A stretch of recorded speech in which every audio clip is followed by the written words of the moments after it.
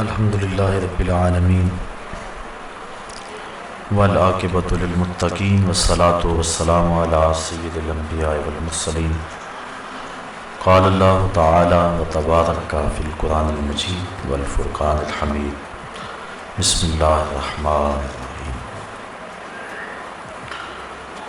وأقیموا الصلاۃ صدق اللہ مولانا العظیم وصدق رسولہ النبی الکریم الرؤوف الرحیم اللہم نور قلوبنا بالقرآن وزین اخلاقنا بالقرآن وادخلنا الجنۃ بالقرآن ونجنا من النار بالقرآن قال اللہ تعالی وتبارک فی شان حبیبہ مخبرا وعامرا ان اللہ وملائکتہ یصلون علی النبی یا ایھا الذین آمنوا صلوا علیہ وسلموا تسلیما الصلاۃ والسلام علیک یا رسول اللہ وعلی آلک واصحابک یا محبوب رب العالمین الصلاۃ والسلام علیک یا نبی الرحمہ وعلی آلک واصحابک یا رسول الملاحمہ ز مہجوری برآمد جان عالم تراحم یا نبی اللہ تراحم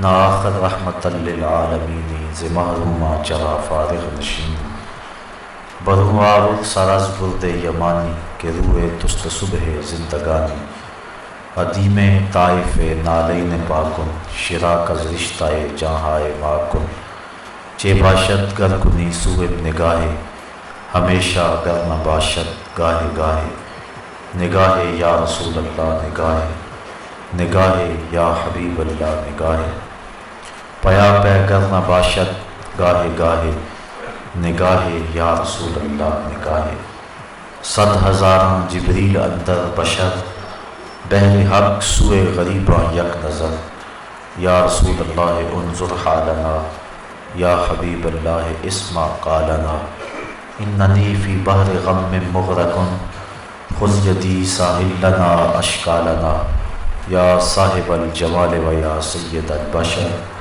من وجهک المنیر لقد نور القمر لا يمكن الثناء كما كان حقه بعد از خدا بزرگ توئی قصہ مختصر تمام حمد و ثنا تعریف و توصیف اللہ جل مجدہ الکریم کی ذات بابرکات کے لیے جو خالق کائنات بھی ہے اور مالک شش جہات بھی۔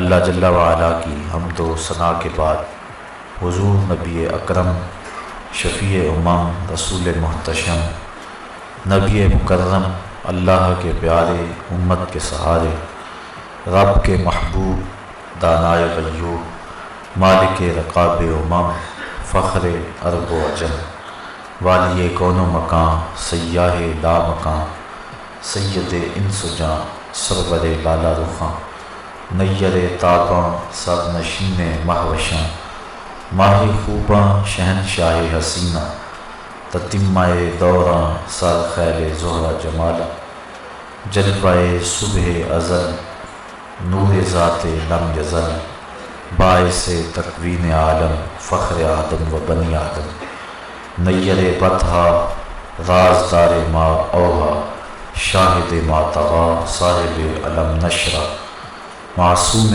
آمنہ احمد مجتبیٰ حضرت محمد مصطفیٰ صلی اللہ علیہ وسلم کے حضور ناز میں اپنی عقیدتوں ارادتوں اور محبتوں کا خراج پیش کرنے کے بعد معزز محترم محتشم سامعین خواتین و حضرات السلام علیکم ورحمۃ اللہ وبرکاتہ۔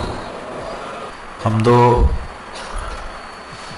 مدحت کے بعد معزز محترم سامعین، آج فضیلت نماز کے عنوان سے کچھ باتیں آپ کے گوش گزار کرنے کی کوشش کروں گا۔ اللہ تعالیٰ میری زبان پہ کلمۃ الحق جاری فرمائے۔ نماز ایک اہم فریضہ ہے۔ توحید باری تعالیٰ پر ایمان تیقن کے بعد نماز کی اہمیت اور اس کی تاکید جس انداز کے ساتھ فرمائی گئی ہے وہ کسی سے مخفی نہیں ہے۔ قرآن مجید میں 750 مرتبہ مختلف صیغوں سے نماز کا حکم صادر کیا گیا ہے۔ نماز اللہ کے قرب کا ذریعہ ہے۔ بندہ سجدے میں سب سے زیادہ اپنے رب سے قریب ہوتا ہے۔ انسان اشرف المخلوقات ہے۔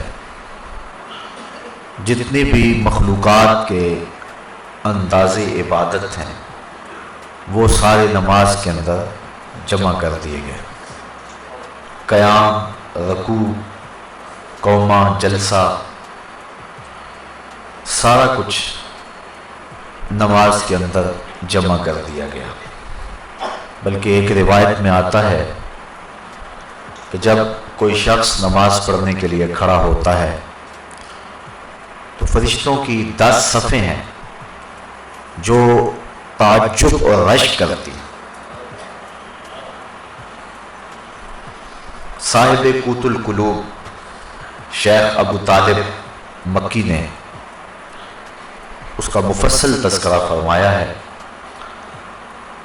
کہ کچھ فرشتے قیام میں ہیں، کچھ فرشتے قعود میں ہیں، کچھ فرشتے رکوع میں ہیں، کچھ فرشتے سجدے میں ہیں۔ کچھ تسبیح کر رہے ہیں، کچھ تحلیل کر رہے ہیں، کچھ استغفار طلب کر رہے ہیں، کچھ ثنا کرتے ہیں، کچھ درود پڑھتے اور کچھ دعا مانگ رہے ہیں۔ جو رکوع کرتا ہے وہ ہمیشہ رکوع میں ہے، سجدہ اس کا مقصود نہیں ہے۔ جو قیام میں ہے وہ قیامت تک قیام میں ہی رہے گا۔ جو تسبیح کر رہا ہے اس کا وظیفہ تسبیح ہی ہے۔ جو ثنا میں لگا ہے وہ ثنا کو ہی ساری زندگی قیامت تک اپنائے رکھے گا۔ جو استغفار طلب کر رہا ہے وہ استغفار میں ہی ہے۔ لیکن جب انسان نماز کے لیے کھڑے ہوتے ہیں تو یہ 10 صفیں جو فرشتوں کی ہیں یہ انسان پہ رشک کرتی ہیں، اس اعتبار کے کہ جو قیام میں ہے وہ کہتے ہیں کہ میری نماز میں تو صرف قیام ہے، لیکن یہ انسان کتنا خوش نصیب ہے کہ اس کی نماز میں قیام بھی ہے، رکوع بھی ہے، سجدہ بھی ہے، قعود بھی ہے۔ استغفار والے کہتے ہیں کہ میرے پاس صرف استغفار ہے، ثنا والا کہتا ہے کہ میرے پاس صرف ساری زندگی ثنا ہے، لیکن اس کی نماز میں ثنا بھی ہے، اس کی نماز کے اندر استغفار بھی ہے، اس کی نماز کے اندر دعا بھی ہے، اس کی نماز کے اندر درود بھی ہے، اس کی نماز کے اندر سلام بھی ہے۔ تو اس طرح فرشتوں کی جو 10 صفیں ہیں جو مختلف نوعیت کے طرز عبادت میں لگی ہوئی ہیں، تو حضرت انسان کی عبادت پر فرشتے بھی رشک کرتے ہیں کہ یہ کتنا اللہ کا مقرب ہے کہ اللہ نے اپنی عبادت کے سارے طریقے اور اپنے کو پکارنے کے سارے انداز ایک انسان کو عطا کر دیے۔ نماز اللہ کے قرب کا سب سے بڑا ذریعہ ہے۔ حضرت شیخ مجدد الفسانی علیہ رحمہ فرماتے ہیں کہ جو لذت نماز میں ہے وہ کسی اور جگہ موجود نہیں ہو سکتی ہے۔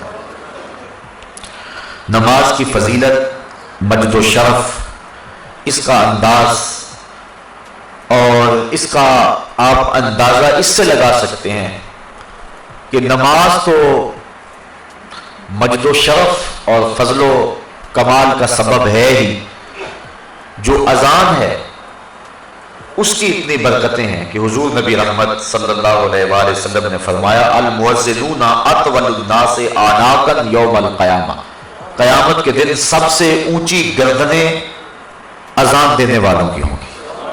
یہ حضرت معاویہ رضی اللہ تعالی عنہ سے مروی ہے۔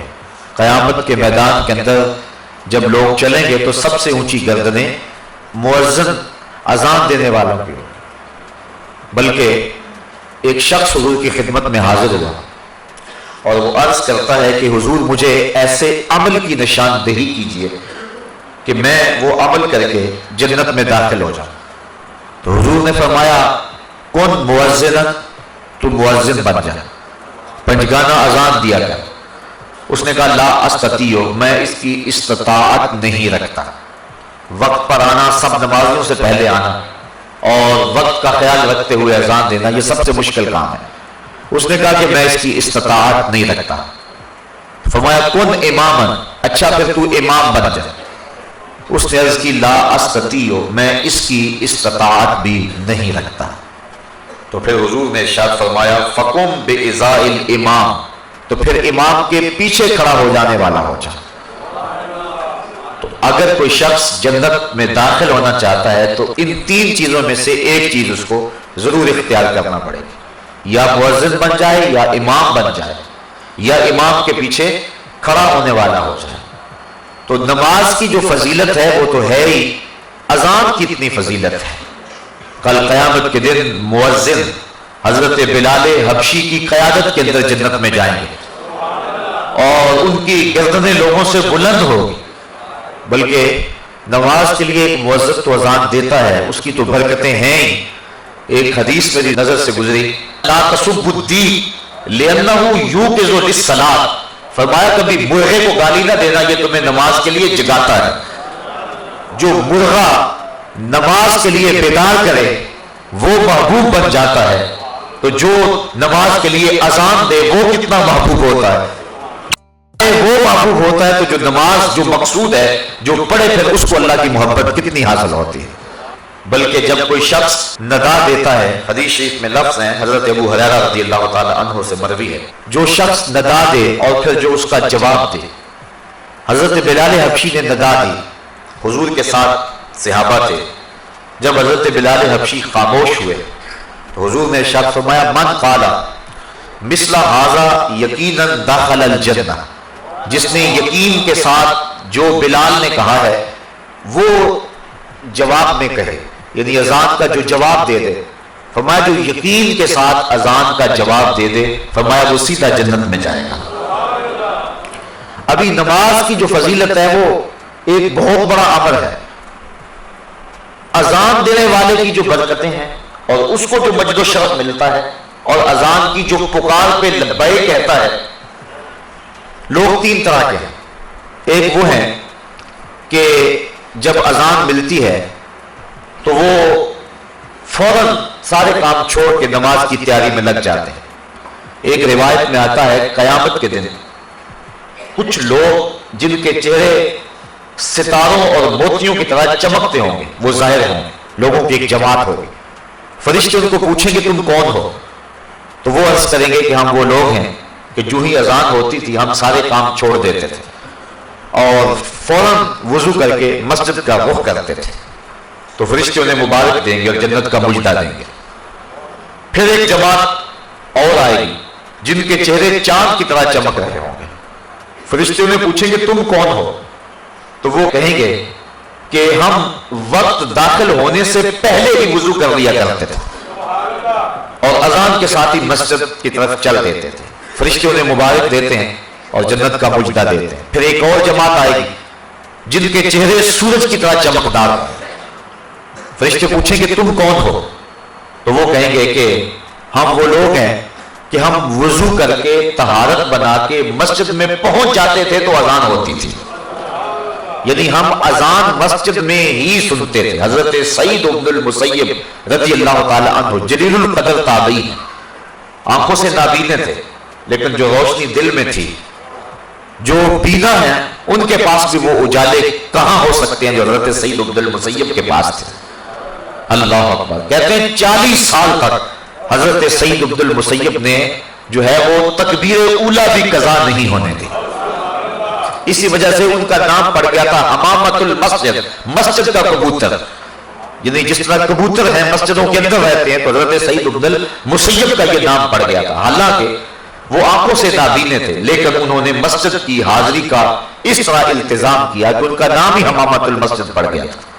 بلکہ جب یزید نے مدینے کو اجاڑا ایام حرہ میں جب اس نے 3 دن تک اہل مدینہ کو سخت پریشان رکھا اور اس کے گھوڑے مسجد نبوی کے اندر باندھے گئے، اس وقت جو بھی پکڑا جاتا اس کو قتل کر دیا جاتا، تو حضرت سعید ابن المسیب ان ایام کے اندر بھی مسجد میں رہے۔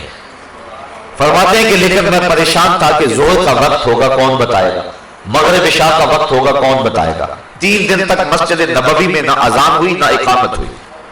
یہ بڑے خطرناک دن آئے ہیں، اور یہ یزید بدبخت نے جس طرح کربلا میں ظلم کیا، اس نے مکہ المکرمہ میں بھی ظلم کیا اور اس نے مدینہ رسول میں بھی ظلم کیا، اور 3 دن تک مسجد نبوی میں اس کے ظلم کی وجہ سے اذان اور اقامت نہیں ہوئی۔ حضرت سعید ابن المسیب آنکھوں سے نابینے تھے، اور جب بھی کوئی یزید کے فوجی آتے تو نابینا سمجھ کے چھوڑ جاتے۔ فرماتے ہیں میں پریشان تھا کہ مجھے نمازوں کے وقت کا کون بتائے گا۔ اس مشکل وقت میں انہیں یہ پریشانی لاحق تھی کہ کہیں نماز کا وقت نہ گزر جائے، تو کہتے میں حضور کے روضے کے پاس بیٹھا تھا، فلم ازل اسمع الاذان والاقامۃ من قبل رسول اللہ صلی اللہ علیہ وسلم، اور میں جب بھی پھر نماز کا وقت آیا گنبد خضرا سے اذان کی آواز بھی آئی اور اقامت کی آواز بھی آئی۔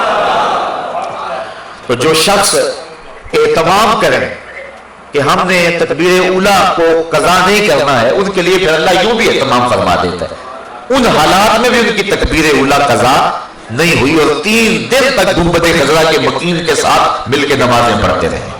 یہ حضرت سعید بن المسیب رضی اللہ تعالی عنہ کا اعزاز ہے، یہ ان کی تکریم ہے، یہ ان کی عزت افزائی ہے۔ اللہ اکبر۔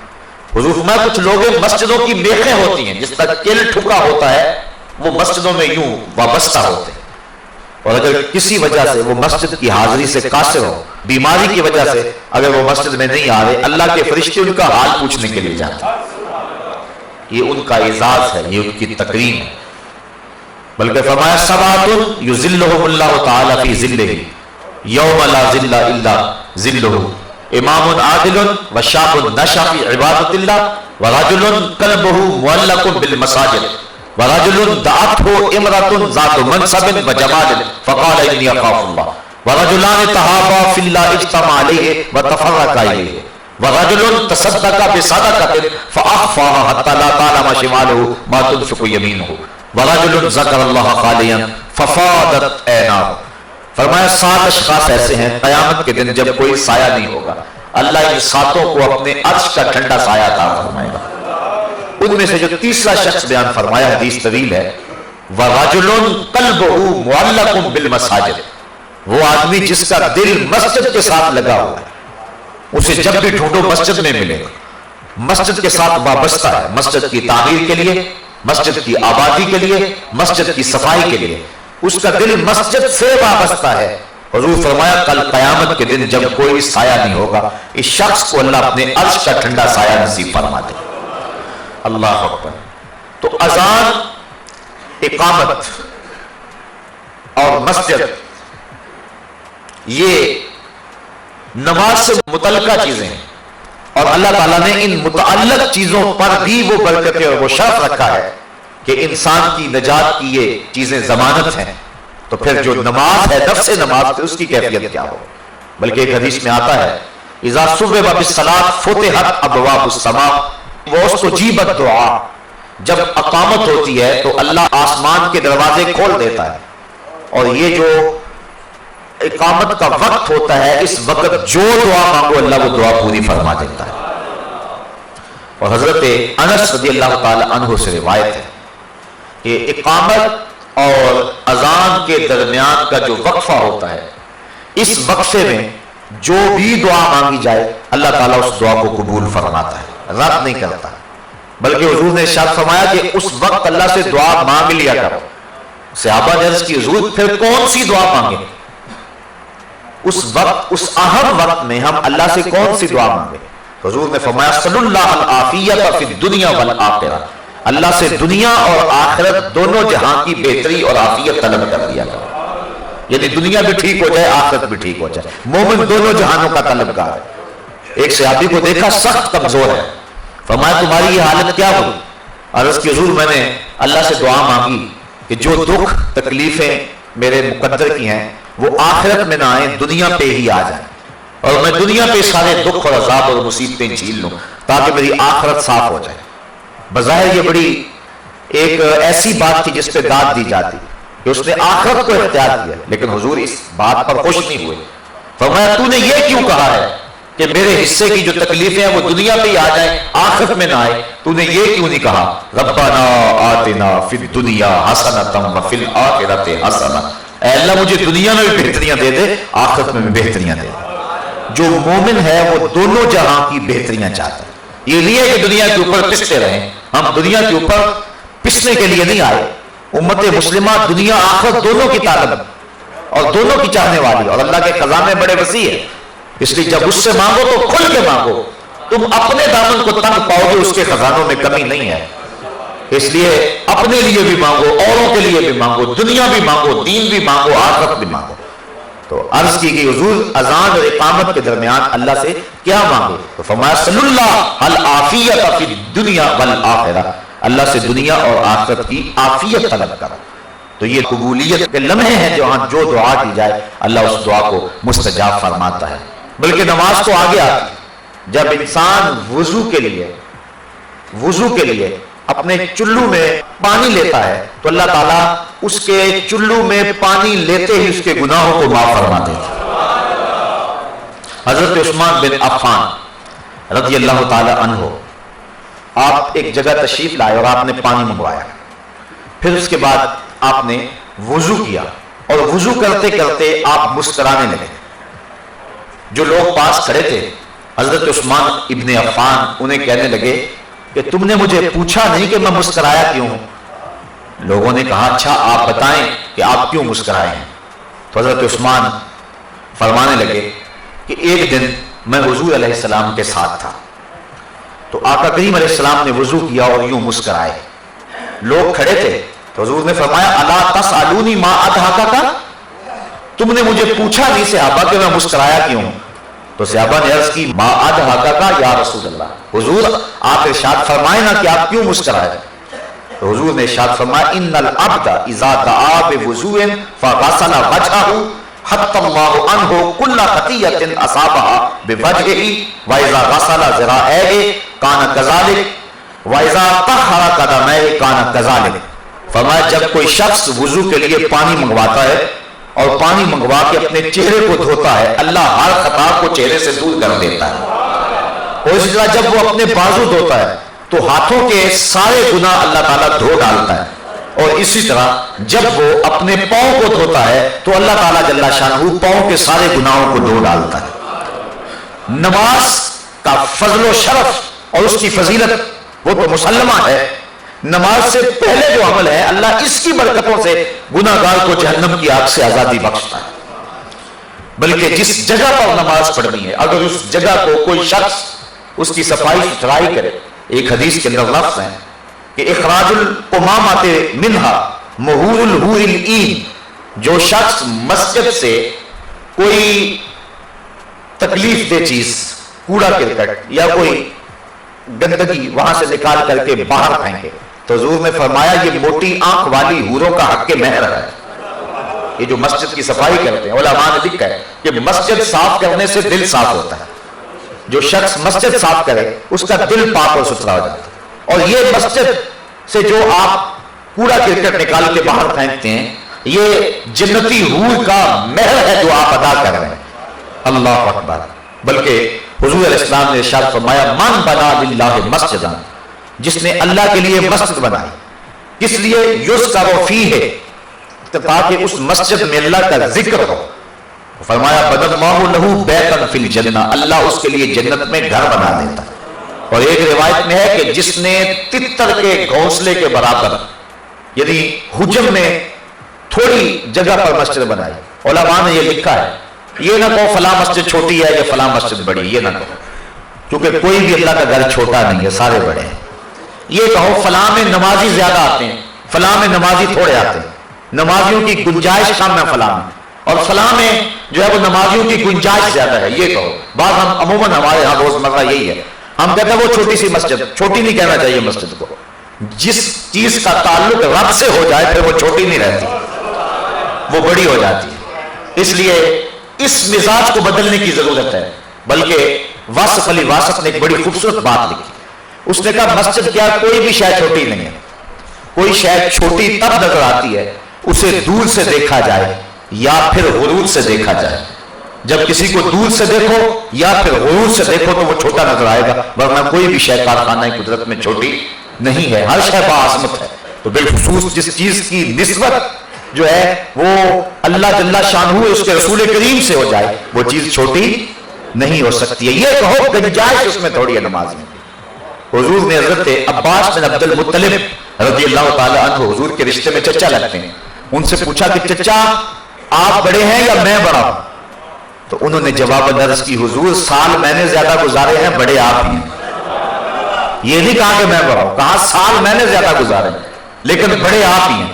تو جب نسبت اچھی جگہ ہو تو پھر اپنی زبان کو احتیاط کے ساتھ حرکت دینی چاہیے. تو علماء نے اس جزیے کو بیان کیا ہے کہ یہ نہ کہو چھوٹی مسجد یا بڑی مسجد، بلکہ کہو فلاں مسجد میں نمازیوں کی گنجائش تھوڑی ہے، چھوٹی اس کو نہیں کہہ سکتے ہیں. تو جس نے تتر کے گھونسلے کے برابر یعنی اتنی تھوڑی جگہ پر مسجد بنائی اللہ اس کا بھی جنت میں محل بنا دیتا ہے.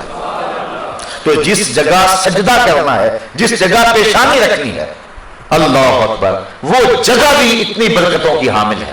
بلکہ فرمایا کہ خیر الاماکن، بہترین جگہیں روئے زمین پہ ہیں تو وہ مسجدیں ہیں، اور بدترین جگہیں اگر روئے زمین پہ ہیں تو وہ اسواق یعنی بازار ہیں.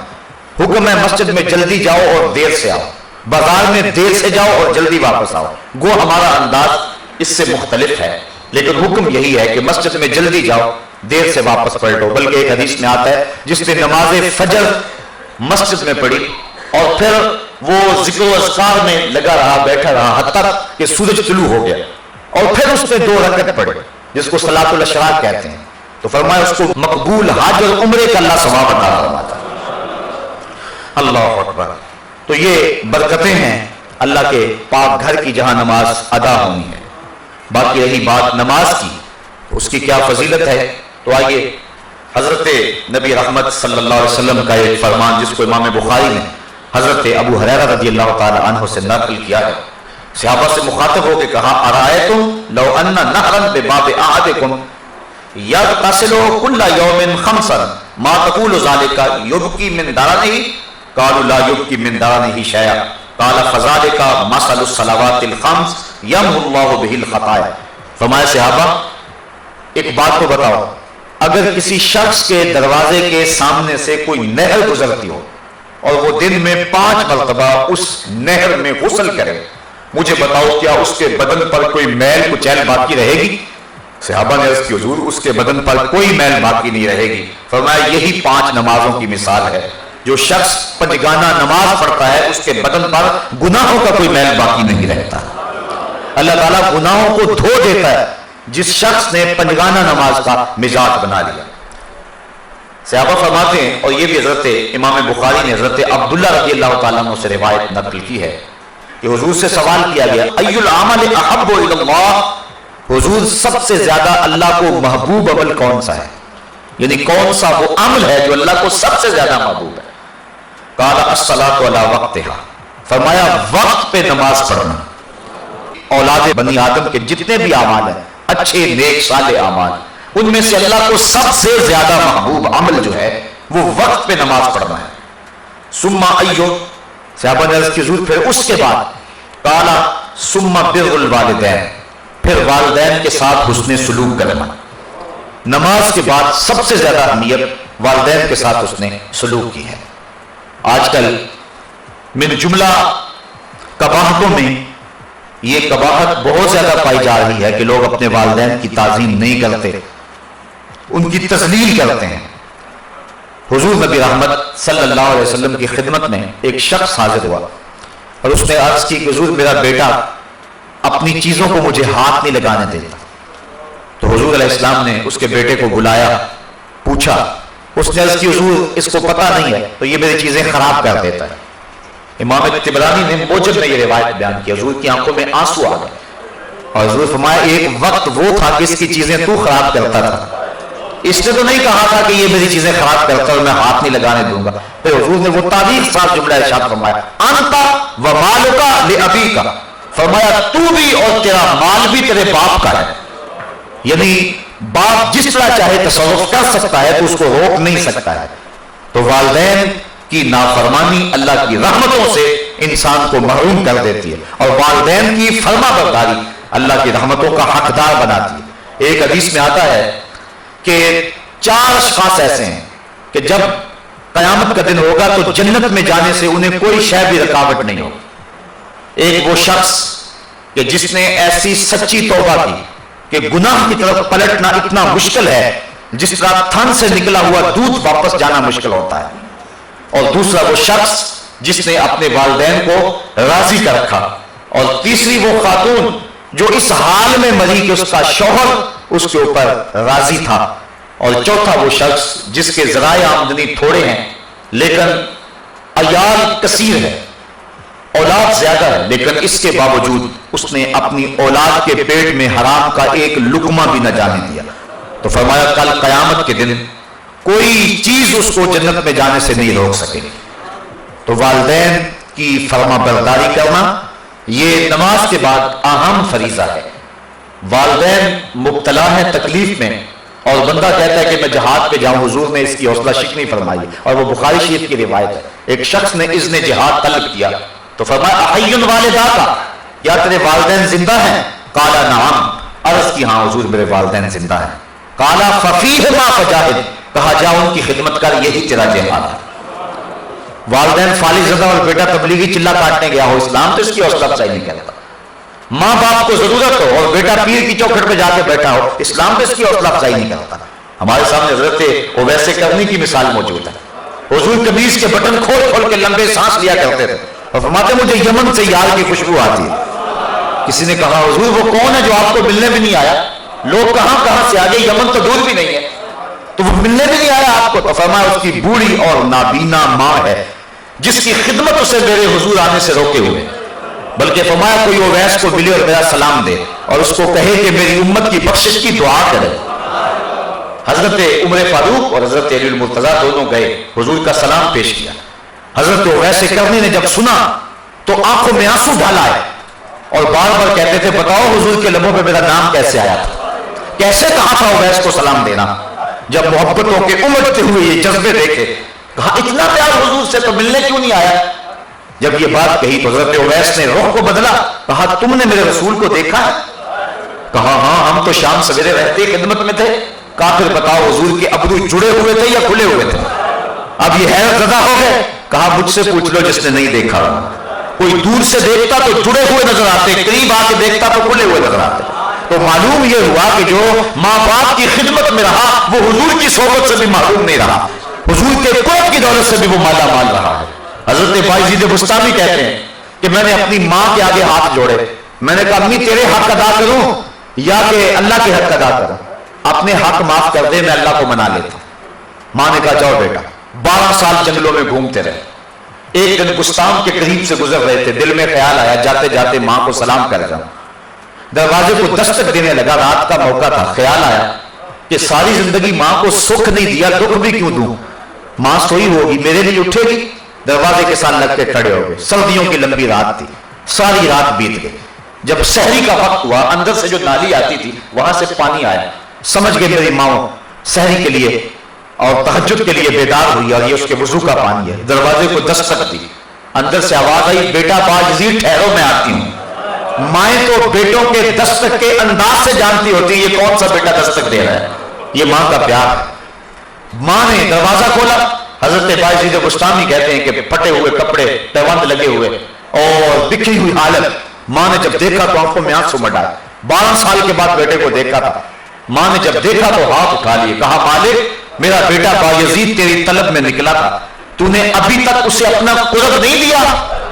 یہ جملے تھے ماں کی زبان پر. حضرت بایزید کہتے ہیں 12 سال کی ریاستوں سے مجھے جو کچھ نہیں ملا تھا ان جملوں سے مل گیا. میں نے کہا مالک میں تجھے کہاں ڈھونڈ رہا ہوں، تو ماں کی دعاؤں میں ہے. تو اگر والدین ناراض ہیں تو عبادت نہیں ہے. اور ایک روایت میں آتا ہے جس نے والدین کو تنگ کیا اور اس کے والدین ناراض تھے سے قیامت کے دن وہ جنت کی خوشبو بھی نہیں پائے گا، اور جنت کی خوشبو 500 سال کی مسافت سے آنا شروع ہو جائے گی، لیکن وہ جنت کی خوشبو بھی نہیں پائے گا جس کے والدین اس پہ راضی نہیں ہیں۔ تو فرمایا پہلی چیز کیا؟ اللہ کو جو محبوب ترین عمل ہے وہ وقت پہ نماز پڑھنا ہے۔ دوسرا محبوب عمل بر الوالدین، والدین کے ساتھ حسن سلوک کرنا۔ صحابہ نے عرض کی ثم آئیے حضور پھر کون سا عمل ہے؟ قال الجہاد فی سبیل اللہ، کہا اللہ کے راستے کے اندر جہاد کرنا۔ تو سب سے اولیت نماز کو، پھر اس کے بعد والدین کے ساتھ اس نے سلوک کرنے کو، اور پھر تیسرے نمبر پہ حضور نے جہاد کا ذکر فرمایا۔ حضرت سلمان فارسی رضی اللہ تعالی عنہ سے ایک روایت ہے، اور روایت بیان کرتے ہیں حضرت ابو عثمان رضی اللہ تعالی عنہ، کہتے ہیں کہ میں حضرت سلمان فارسی رضی اللہ تعالی عنہ کے ہمراہ کسی سفر میں تھا، خزاں کا موسم تھا، اور درختوں کی شاخوں کے اوپر جو پتے تھے وہ زرد ہو گئے ہوئے تھے۔ ایک درخت آیا جس کی ایک شاخ لٹک رہی تھی اور جس کے اوپر زرد پتوں کا گہنا تھا۔ حضرت سلمان فارسی نے اس شاخ کو پکڑا اور جھٹکا دیا، جتنے پتے تھے گر گئے۔ اس منظر کو دیکھ کر کے میں محظوظ ہو رہا تھا کہ حضرت سلمان فارسی میری طرف توجہ پذیر ہوئے اور کہنے لگے ابو عثمان تو نے پوچھا نہیں کہ میں نے ایسا کیوں کیا؟ تو میں نے کہا کہ حضرت آپ بتا دیجئے آپ نے ایسا کیوں کیا؟ کہا ایک دن میں حضور کے ساتھ تھا، سفر کا موقع تھا اور موسم یہی تھا، درخت کی ایک شاخ لٹک رہی تھی جس کے اوپر زرد پتے تھے، حضور آگے بڑھے اور شاخ کو پکڑ کے حضور نے جھٹکا دیا، تو جتنے بھی اس کے اوپر پتے تھے سارے گر گئے اور شاخ اسی طرح خالی ہو گئی۔ تو میں بھی اس منظر کو دیکھ کے معزوز ہوتا رہا۔ حضور نے میری طرف توجہ کی اور فرمایا سلمان تو نے مجھے پوچھا نہیں کہ میں نے ایسا کیوں کیا؟ حضرت سلمان فارسی کہتے ہیں میں نے عرض کی بندہ نواز آپ ارشاد کرتے ہیں کہ آپ نے ایسا کیوں کیا؟ تو حضور نے فرمایا جس طرح میں نے اس شاخ کو جنبش دی اور اس کے اوپر کوئی پتا باقی نہیں رہا، جب کوئی شخص نماز کے لیے کھڑا ہوتا ہے اس طرح سارے گناہ اس کے بدن سے جڑ جاتے ہیں۔ تو یہ نماز کی برکات ہیں۔ حضور نے ارشاد فرمایا مفتاح الجنت الصلاۃ، جنت کی چابی نماز ہے، یعنی چابی کے بغیر تالا نہیں کھلتا۔ تو اگر جنت میں جانے کی آرزو ہے تو پھر نماز کی ادائیگی کا مزاج بنانا ہوگا، نماز کی ادائیگی کا مزاج بنا لیں گے تو یہ جنت کو کھولنے والی ہے۔ مفتاح الجنہ، جنت کی یہ چابی ہے۔ بلکہ حضور علیہ السلام نے ارشاد فرمایا اول ما یحاسب بہ العبد یوم القیامہ الصلاۃ، قیامت کے دن بندے سے سب سے پہلا سوال نماز کا ہوگا۔ اگر پہلے سوال کے اندر انسان بے بس ہو گیا تو باقی معاملے تو خراب ہو گئے، اور جس نے اس کے جواب کے اندر آسانی پائی اس کے باقی معاملے بھی اللہ ٹھیک فرما دے گا۔ تو قیامت کے دن بندوں سے سب سے پہلا سوال جو ہے وہ نماز کا ہوگا۔ اور میرے اور آپ کے آقا و مولا نے فرمایا حبب الیہ من دنیاکم ثلاث، لوگوں تمہاری دنیا سے مجھے صرف 3 چیزیں پسند ہیں، الطیب والنساء وجعلت قرۃ عینی فی الصلاۃ، خوشبو، منکوحہ عورتیں، اور میری آنکھوں کی ٹھنڈک نماز میں رکھی گئی ہے۔ حضور نے نماز کو اپنی آنکھوں کی ٹھنڈک قرار دیا۔ بلکہ نماز کی برکات کا عالم یہ ہے کہ حضور نبی رحمت صلی اللہ علیہ وآلہ وسلم نے ارشاد فرمایا، حضرت ربیعہ بن قعب اسلمی رضی اللہ تعالی عنہ حضور کی خدمت میں حاضر تھے اور حضور کی خدمت کیا کرتے تھے۔ تو حضور نے فرمایا سن، کوئی سوال کر لیجئے، مانگ لیجئے، ہیں آج وہ مائل بعطا اور بھی کچھ مانگ، اللہ اکبر، سن مانگ لیجئے۔ تو حضرت ربیعہ نے کیا مانگا؟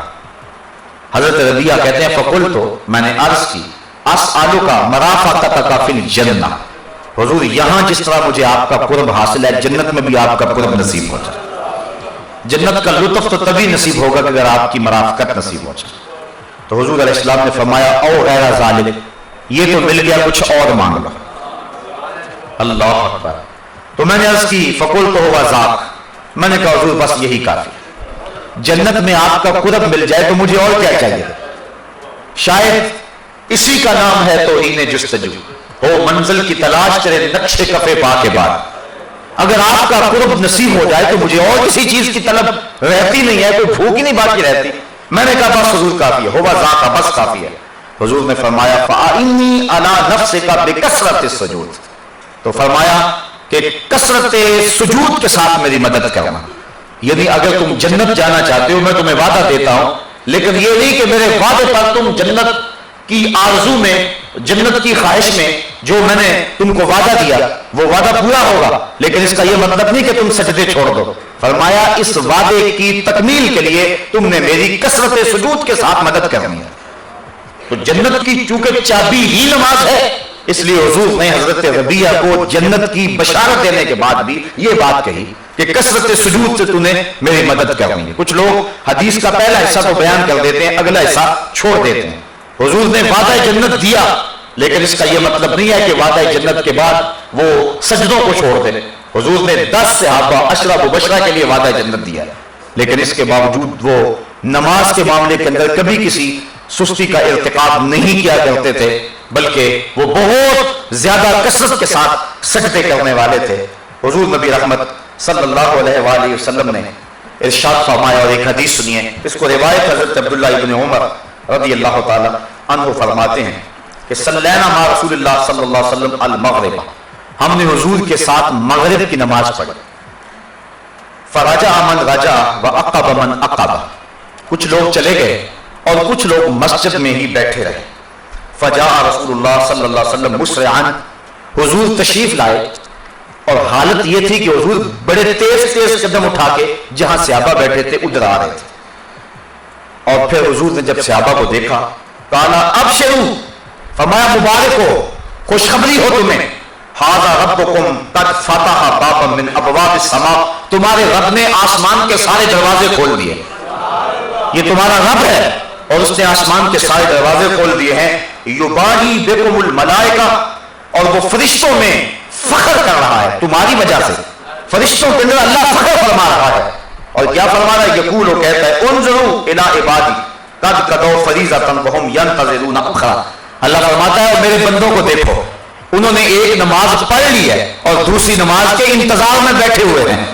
تمہارے اس عمل کی وجہ سے اور تمہارے اس دوسری عشاء کی نماز کے انتظار کی وجہ سے اللہ فرشتوں میں فخر فرما رہا ہے۔ فرشتوں ذرا جھک کے نظر دوڑا کے ذرا میرے بندوں کی ادا کو تو دیکھو کہ وہ ایک نماز پڑھ کے دوسری نماز کا انتظار کر رہے ہیں۔ تو نماز کا طالب جو ہے وہ اللہ جل شانہ اس پہ فخر کرتا ہے، حالانکہ بندے کو عجز اور نیاز مندی کے اظہار کے لیے نماز پڑھنا ہوتی ہے، لیکن نماز پڑھنے والے پہ اللہ کتنا راضی ہوتا ہے کہ فرشتوں کو کہتا ہے اور آسمان کے سارے در کھول کے کہتا ہے فرشتوں دیکھ لو میرے بندوں کو، کیونکہ فرشتوں نے کہا تھا کہ سجدے تو ہم کریں گے، رکوع تو ہم کریں گے، یہ تو دھینگا مشتی کریں گے، یہ تو فساد و شر پھیلائیں گے۔ اللہ فخر کرتا ہے اپنے ان بندوں پہ جو ایک نماز کے بعد دوسری نماز کے منتظر ہوتے ہیں، اور فرشتوں کہتا ہے دیکھو میرے بندوں کو، تم تو کہتے تھے کہ یہ لڑائی کریں گے، دیکھو کہ نماز پڑھ لیا، گھر کو نہیں جا رہے کہ دوسری پڑھ کے جائیں گے۔ اللہ بندوں کے اس عمل پہ جو ہے وہ فرشتوں کے اندر فخر فرما رہا ہے۔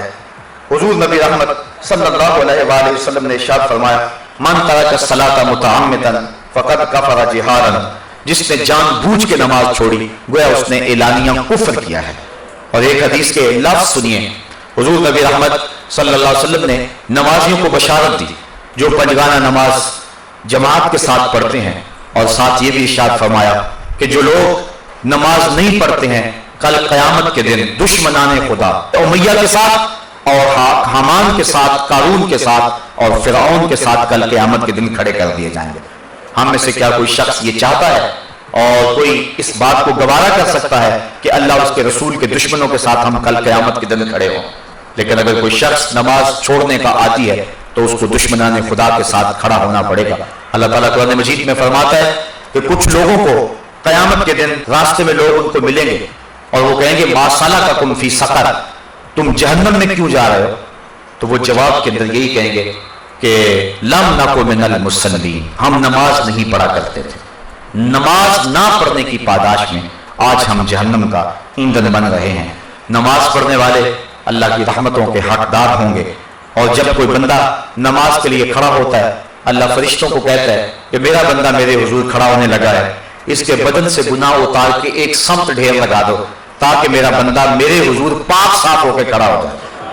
تو بندہ نماز پڑھتا رہتا ہے۔ حدیث میں آتا ہے کہ جب نماز مکمل کر کے جانے لگتا ہے تو فرشتے بارگاہ عزتی میں عرض کرتے ہیں مالک تیرا بندہ نماز پڑھ کے اب واپس جانے لگا ہے، تو اب اس کے گناہوں کا جو ڈھیر الگ کیا ہوا تھا دوبارہ اس کے ساتھ لگا دے اللہ فرماتا ہے اس سے گناہ تم نے اتار دی ہیں، اب اترے ہی رہنے دو، اور یہ میرا بندہ ستھرا ہو کے گھر کی طرف پلٹ جائے۔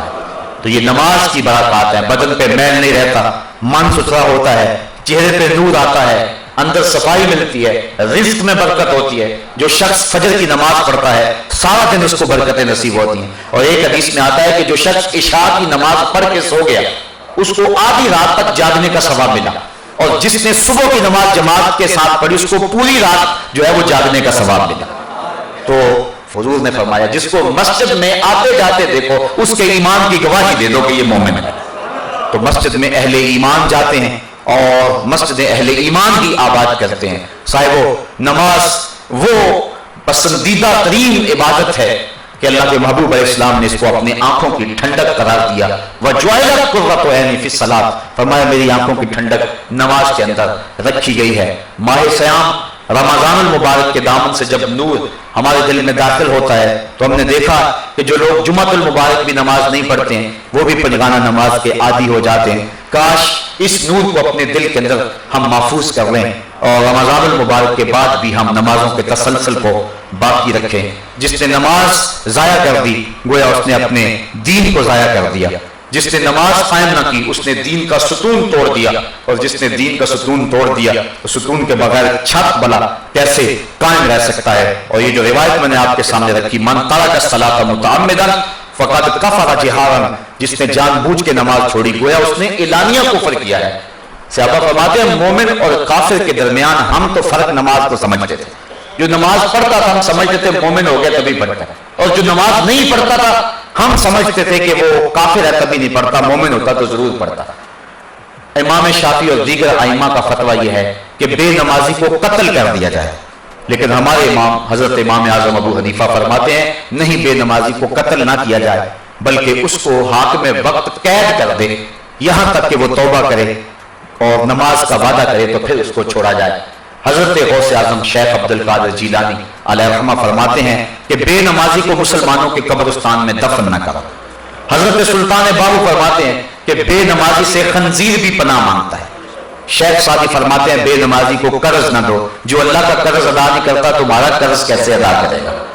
تو یہ وعیدیں ہیں بے نمازی کے لیے، اور یہ خوشخبریاں تھیں احادیث کے ذخیرہ سے جو میں نے انتخاب کر کے آپ کے سامنے رکھی کہ اللہ نمازی کو کتنی برکتیں عطا فرماتا ہے اور اس کے اندر کتنے اجالے اور نور اترتے ہیں۔ اصل پتہ تو کل قیامت کے دن چلے گا، لیکن صاحبو جو دنیا کے اوپر نماز پڑھنے کا مزاج رکھتا ہے اللہ تعالیٰ جل شانہ آخرت کے اندر اس کو صلے دے گا ہی، اس کا دل تمانیت کے نور سے مالا مال ہو جاتا ہے۔